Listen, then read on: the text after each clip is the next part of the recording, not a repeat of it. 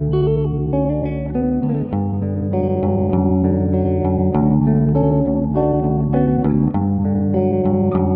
have Jo Farmer, who was diagnosed with autism later in life, and she's dedicated to advocating for better understanding and utilisation of the skills of autistic and neurodiverse individuals. So through her own personal journey and insights, Jo champions diversity and empowerment, encouraging readers to embrace diverse perspectives and unlock the full potential of every individual. Welcome to the panel, Jo. Thank you. It's a pleasure. Right, so hang on a second, and let's just... Oh, it is just you, so that's all right then. So, Jo, I understand that you open up the mysterious world of autistic people to help increase understanding of how to work with them. So tell me more about innovation and autism. Put very simply, the autistic brain is just wired differently. It operates differently. You've got Microsoft and you've got Apple.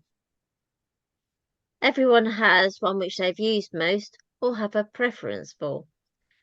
The autistic mind is wired differently. It sees the world differently, and it sees different possibilities where others simply do not see it.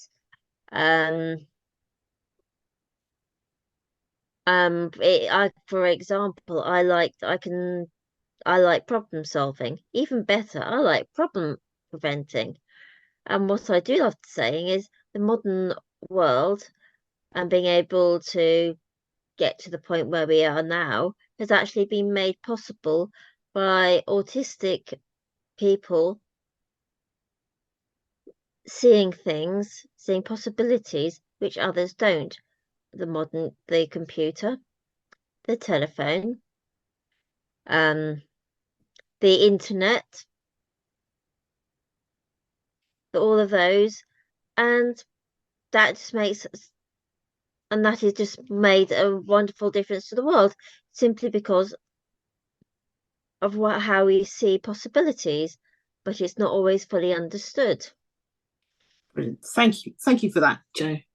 You know what I find there's a few things I find really interesting there. One of them is problem preventing, which I don't think I've ever heard anyone say that before.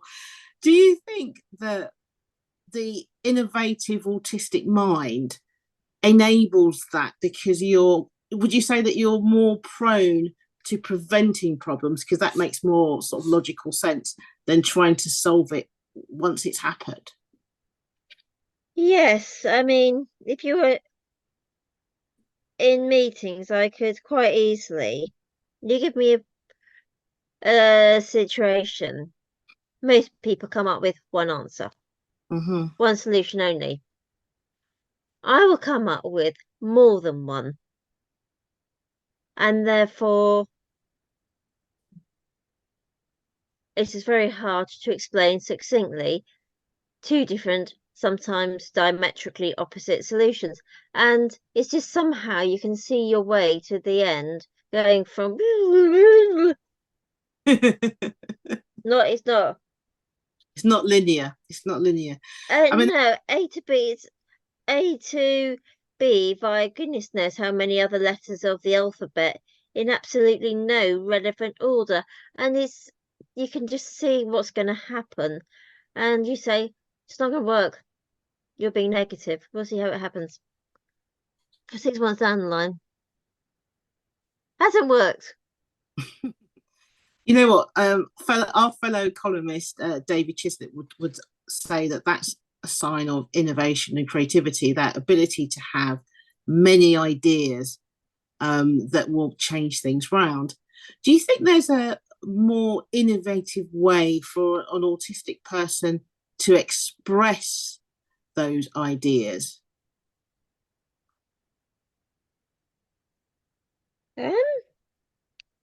More innovative.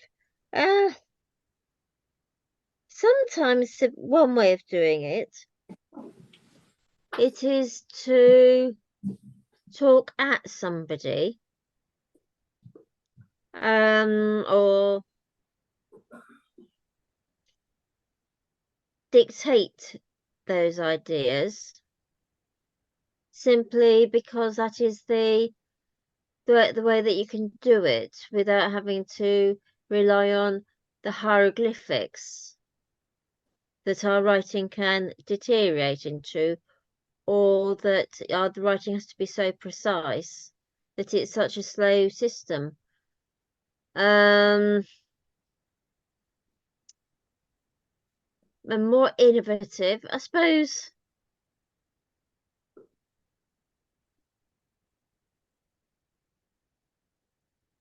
We would be finding alternative ways to just be able to talk it out. Okay, so it's almost as if the innovation, in a way, would be good for the neurotypical person to find ways. So rather than expecting the autistic person to come up with the ideas, that we could help more by saying, okay, if this way of presenting it isn't going to work for you, here's a new way of doing it, and maybe we can help in terms of providing that innovation moving forward.